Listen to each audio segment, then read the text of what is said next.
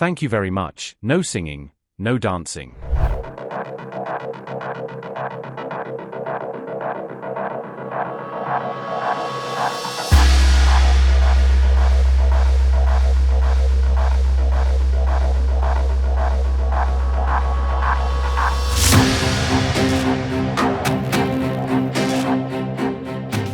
Thank you very much. No singing, no dancing.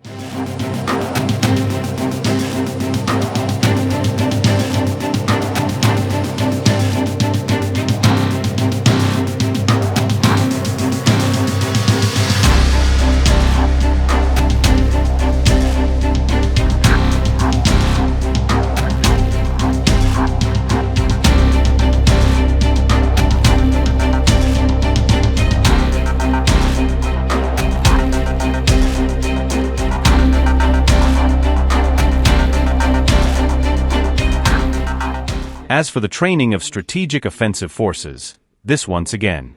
We have confirmed the reliability of Russia's nuclear shield. Strategic forces are capable of ensuring the national security of the Russian Federation and the Union State in full. And we have already talked about this. This is a fact, which is well known to everyone, to all military specialists around the world.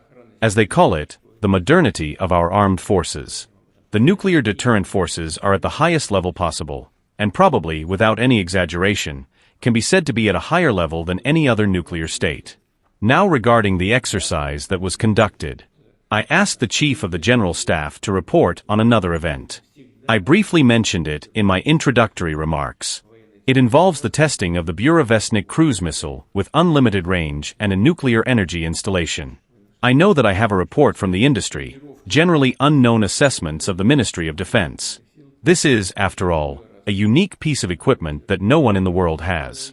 Moreover, I remember well when we announced that we were developing such a weapon. Even specialists of a very high level and class told me that yes, it's a good and worthy goal, but in the foreseeable future historically, it will be unachievable.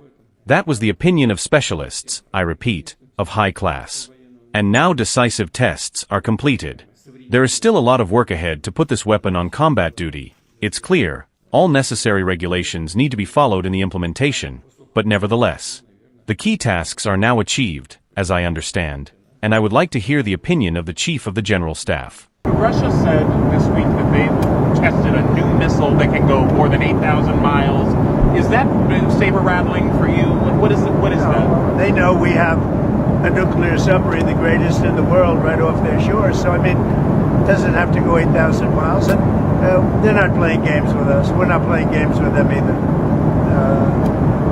We test missiles all the time, but, you know, we do have a submarine, a nuclear submarine.